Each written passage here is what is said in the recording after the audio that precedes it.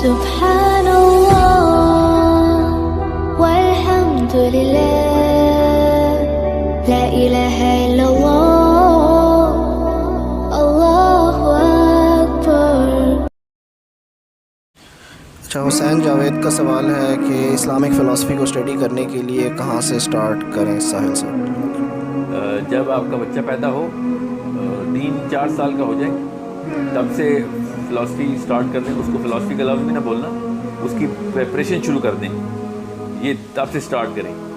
جو سوچنے کا سفر ہے نا وہ تب سے اسٹارٹ کریں، کیونکہ بچہ جو 3 سال کا ہوتا ہے نا وہ کرتا ہی فلسفے کے سوال ہے، بچے کو فلسفے کے علاوہ سوال کرنے ہی نہیں آتے، یہ تو ہم اس کو ڈنڈے مار مار کے نا اس کو پروسیس پہ لے کے آتے ہیں کہ بس تو کیسے والے سوال کیا کر، کیوں والے سوال نہ کیا کر مجھ سے، کیونکہ مجھے اس کے جواب نہیں آتے، کیونکہ ہمیں ٹریننگ نہیں ملتی نا فلسفے کی، کیوں کے سوال کی کہ کیوں ہوتا ہے سارا کچھ، بچہ تو پوچھتا ہی کیوں والے سوال۔ سو اسٹارٹ ہوتا ہے جب اللہ نے پہلے یہ ایک دماغ کا نا ایک ایسا کمپارٹمنٹ بنایا ہوا جو صرف ریفلیکٹیو تھنکنگ کرتا ہے، اور بنایا بھی بڑا سینٹر برین کے اندر۔ سو یہ فلسفہ ہمیں اس لیے بھی ضروری ہے کہ کیوں اس کے پیچھے پرپز کیا ہے، ہر چیز کا پرپز پوچھتا رہتا ہے۔ سو کہاں سے اسٹارٹ کریں ہم، آپ کا کوشچن آف کورس یہ نہیں تھا، میں نے جان کے اس کو ایک دوسری اسپن سے آنسر کرنے کی کوشش کی ہے۔ سب سے پہلے تو وہ والے سوالات جو ہے نا وہ اپریشیٹ کرنا شروع کریں کہ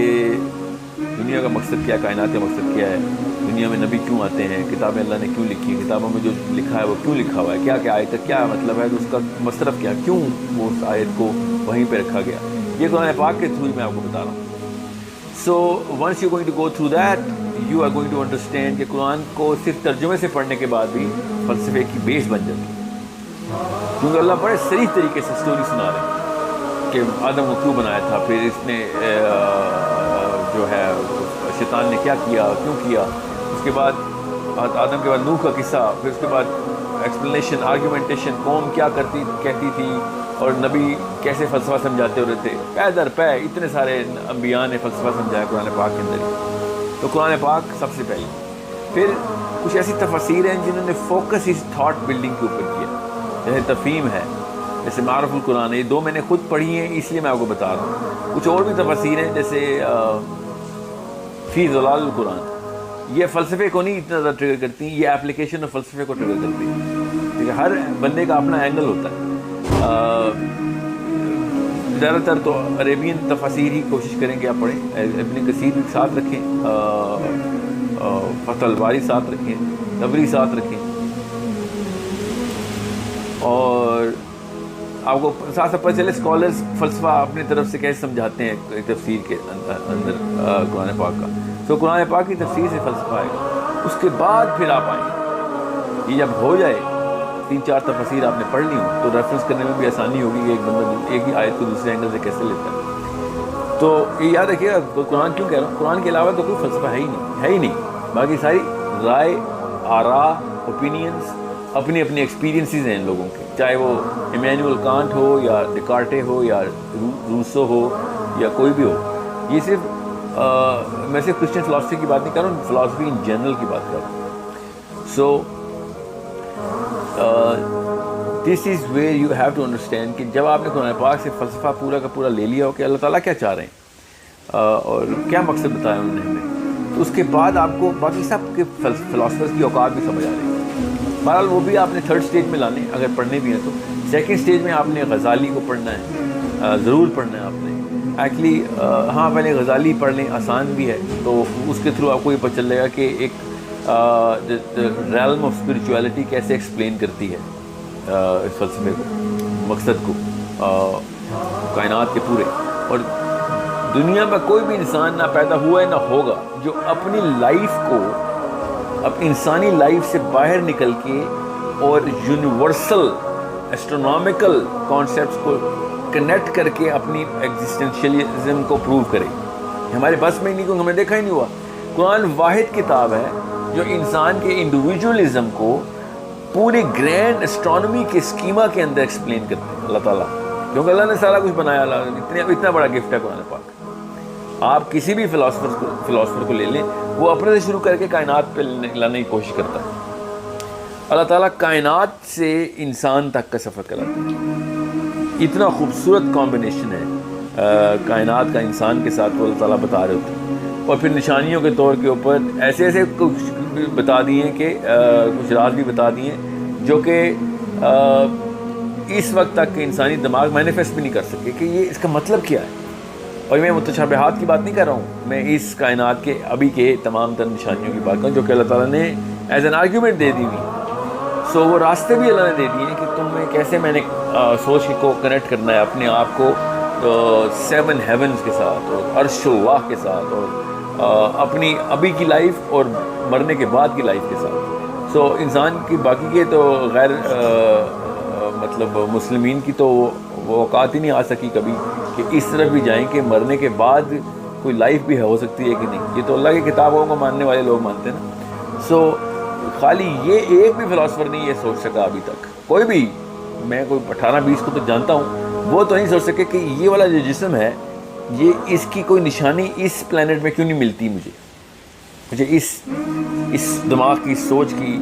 اس تمام تر جو اتنی بڑی کائنات میرے اندر گھوم رہی ہے سوچ کی جو کہاں سے آتی ہے سوچ اور کہاں چلی جاتی ہے سوچ اور کیسے کریٹ ہوتی ہے سوچ اور سوچ کی لڑیاں آپس میں بنتے بنتے کیسے میرا پورا کا پورا لائف کا ایکسپیرینس ڈیفائن کر دیتی ہیں. انسان کا وہی ایکسپیرینس جو اس کی سوچ کی کوالٹی ہے. تو یہ کہاں سے آ رہا ہے, یہ مشین کہاں سے پیدا ہو گئی. تو یہ اٹ سیلف ٹریگر کرتی ہے وہ والا کوشچن کہ یہ کہیں اور سے اگر آئی ہے تو کیا پتہ کہیں اور بھی جانا ہو اس میں. یہ آج تک ایک بھی فلاسفر نہیں ایکسپلین کر سکا کہ آفٹر لائف کے کانسیپٹ کو مور ریئل کر کے اس لائف کو سپرسیڈ کروا دیں. یہ صرف اسلامک فلسفہ ہی ہے جو کہ آفٹر لائف کو سپرسیڈ کراتا ہے اس لائف کے ساتھ. تو یہ بے حد ضروری ہے کہ قرآن پاک کو آپ اس اینگل سے دیکھیں کہ کائنات کو ریورس انجینئر کر کے اس انسان کے اندر ڈال دیا اللہ تعالیٰ نے اور اس کی زبان میں لکھ دی کتاب. So this is how you should give importance to your basic philosophy and that's Quran Pak. اور پھر آپ کو ویلیو آف دا پروفیٹ صلی اللہ علیہ وسلم پر چلے گی کہ اللہ تعالیٰ نے ایک انسان کے تھرو ایسی ایسی احادیث ہم تک پہنچوا دی کہ جو کہ اگر آپ کھلے اینگلز تمام اینگلز کو لا کے کوشش کریں تو آپ کو پتہ چلے گا کہ ہر پروفٹ اپنے اپنے دور کی قوم کے اوپر ان کی سپیریورٹی کے لیے آیا تھا, ان کی سپیریئر ایلیٹ کو کاؤنٹر کرنے کے لیے آیا تھا. اور ہمارے نبی علیہ السلام قیامت تک کی تمام ایلیٹس آف دا انٹلیکچوئلزم کو کاؤنٹر کرنے کے لیے آئے تھے. اتنا بڑا معاملہ ہے کہ آپ کو اللہ اور رسول کا پتہ ہو کہ آج سے قیامت تک علم نے جہاں تک بھی پہنچنا ہے اس کو کاؤنٹر کرنے کے لیے احادیث کی کتابیں ہیں ہمارے پاس. اتنا عظیم انسان اللہ تعالیٰ نے ہمیں عطا کر دیا کہ اب کوئی ایسٹرو فزکس کا بندہ ہو تب بھی ہم اس کو بتا سکتے ہیں کہ ہمارے پاس کچھ ایسے فلسافیکل ناٹ جسٹ پروفس ہیں بلکہ اینگلز اور پرسپیکٹیوز ہیں جس کے تھرو ہم we can counter argue, actually not that, counter argue is on the same level. We can supersede and override any and every philosophy. This is how beautiful and grand our philosophical construct is. So زیادہ left right جانے کی ضرورت نہیں ہے. Contemporary philosophers کو بعد میں پڑھیے گا, پہلے آپ غزالی کے پاس ابن القیم کو پڑھیں, پتہ تو چلے دماغ استعمال کیسے کیا لوگوں نے. پھر آپ آئیں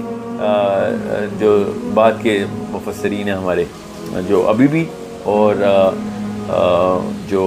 ویسٹرن فلاسفرز ہیں ان کو بھی پڑھ کے دیکھیں, ضرور پڑھیں ان کو. جس کو رچرڈ ڈاکنز کی آرگیومنٹ سمجھ نہیں آیا اس کو تو اسلام ہی سمجھ نہیں آیا. وہ دہریہ ہے نا, وہ دہریہ کس آرگیومنٹ کو کرتا ہے, اس کا جواب کیا آپ کے دماغ میں آتا ہے. جس نے قرآن کو سمجھا ہوگا تبھی اس کو پتہ چلے گا کہ وہ بیچارہ کتنی ویک بات کر رہا ہے یا پھر کتنی فائنائٹ قسم کی سوچ ہے اس کی. So this is how you should place yourself in the field of philosophy. I hope I have given you enough to start with, if not all.